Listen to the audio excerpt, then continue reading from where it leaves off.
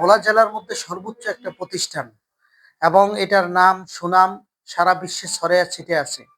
কিন্তু দেখা যায় যে আমাদের তজুমুদ্দিন অনেক লোক এখনো এই প্রতিষ্ঠানে আসেও না, এই প্রতিষ্ঠানের সাথে তাদের কোনো যোগাযোগও নাই।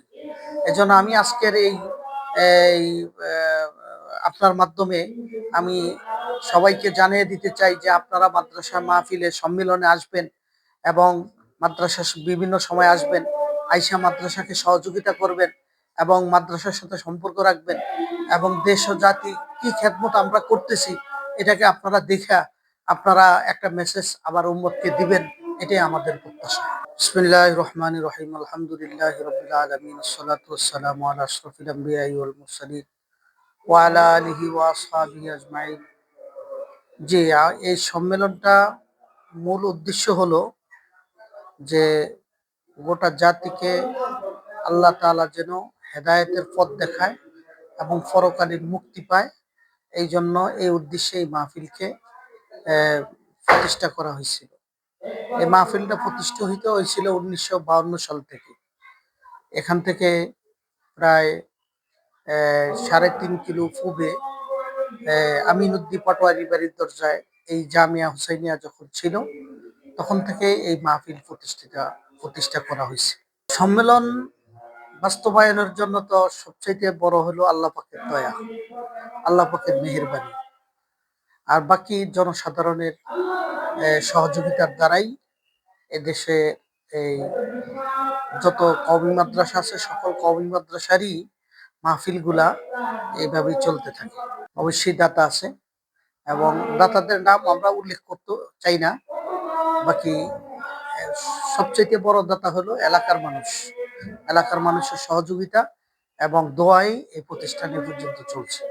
অতিথিদের জন্য তো আমরা আমাদের এখানে প্রতি বছর আলহামদুলিল্লাহ খাবারের ব্যবস্থা রাখি এবং যারা বিশেষ করে মাহফিল দূর দূরান্ত থেকে শুনতে আসে এবং সম্মেলনে যারা অংশগ্রহণ করে তাদেরকে আমরা আমাদের মাদ্রাসার পক্ষ থেকে মেহমানদারির ব্যবস্থা করি এবং যারা অতিথি আছে তাদেরকে আমরা আমাদের মাদ্রাসার বিভিন্ন স্থান আছে, জায়গা আছে, সেখানে তাদেরকে রাখার ব্যবস্থা করি।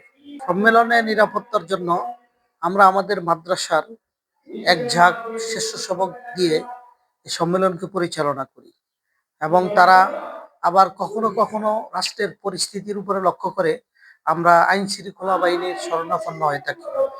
যখন রাষ্ট্রের অবস্থা একটু ভালো থাকে তখন আর আমরা আইন শৃঙ্খলা বাহিনীকে শরণাপন্ন হই না, আমরা আমাদের যে নিজস্ব স্বেচ্ছাসেবক বাহিনী আছে সেগুলা দিয়েই আমরা আমাদের সম্মেলনকে বাস্তবায়ন করি। প্রায় 200-এর মতো দোকান বসে, যেগুলা শুধু কিতাব আদি, খাবার দাবার এবং কাঁচামালের বাজারও বসে, যেগুলা বিভিন্ন এলাকায় আমাদের এই সম্মেলন উপলক্ষে অনেক দূর দূরান্ত থেকে, বিশেষ করে যারা ঢাকায় থাকে তারা এই সম্মেলন উপলক্ষে একটা আনন্দ অনুষ্ঠান করতেছে এখানে। এই জন্য দূর দূরান্ত থেকে লোকজন আসছে, আইসা বিভিন্ন বাড়িতে এক বাড়িতে আপনি গিয়ে দেখবেন যে প্রতি বাড়িতে 2-4 জন করে মেহমান, ঘরের মেহমান আছে। এই মেহমানদের বাজার সদাইয়ের জন্য বাজারও বসে এখানে। প্রায় 200-250-এর মতো দোকান এখানে বসে। আমরা যেহেতু মাদ্রাসার পক্ষ থেকে তাদেরকে লাইটিং এর ব্যবস্থা করে দেই এবং জাগার ব্যবস্থা করে দেই, এই জন্য জাগা এবং লাইটের জন্য আমরা কিছু তাদের থেকে ভাড়া গ্রহণ করি। এটা মাদ্রাসার 3টা তহবিল আছে, মাদ্রাসার জেনারেল ফান্ড আছে, বোর্ডিং ফান্ড আছে এবং কিতাব ফান্ড আছে। আমরা এটাকে মাদ্রাসার জেনারেল ফান্ডে খরচ করে থাকি, যেটা মাদ্রাসার বিভিন্ন কাজে, মাদ্রাসার বোর্ডিং এর কাজে, মাদ্রাসার আয়ের কাজে এবং অনেক সময় কিতাবের কাজেও আমরা এই সমস্ত আয়গুলা ব্যবহার করে থাকি। আমাদের মাদ্রাসা হলো দাওরা হাদিস এবং দাওরা হাদিসের পরে ফিকহের উপরে অনার্স করে, এটাকে আরবি বলা হয় তাকাসসুস ফিকহ। এখানে নুরানি কিন্ডারগার্টেন থেকে শুরু করে একদম প্লে গ্রুপ থেকে শুরু করে দাওরা হাদিস পর্যন্ত এখানে পড়া হয়। এখানে প্রায় 700-র মতো ছাত্র। এই 700 ছাত্রের মধ্যে 500 ছাত্র আবাসিক থাকে, লিল্লা বোর্ডিং এ খায়, আর 200 ছাত্র অনাবাসিক থাকে। তারা বিভিন্ন মসজিদ আছে আমাদের এই এলাকায়, এই মসজিদগুলো তাদের মাধ্যমে পরিচালিত হয়। শিক্ষক আছে 35 জন। বাংলাদেশের বড় বড় মাদ্রাসা থেকে যারা সুনামের সাথে পড়াশোনা করছে এবং যারা বোর্ডের মধ্যে ভালো স্ট্যান্ড করছে তাদেরকে এই মাদ্রাসা আনা হয়েছে এবং এই মাদ্রাসায় আইনা তাদেরকে দিয়ে এখন শিক্ষা কার্যক্রম পরিচালনা করা হইতেছে। আমাদের মাদ্রাসা বাংলাদেশের কওমি মাদ্রাসার সর্বোচ্চ বোর্ড বেফাকুল মাদারিসিল আরাবিয়া।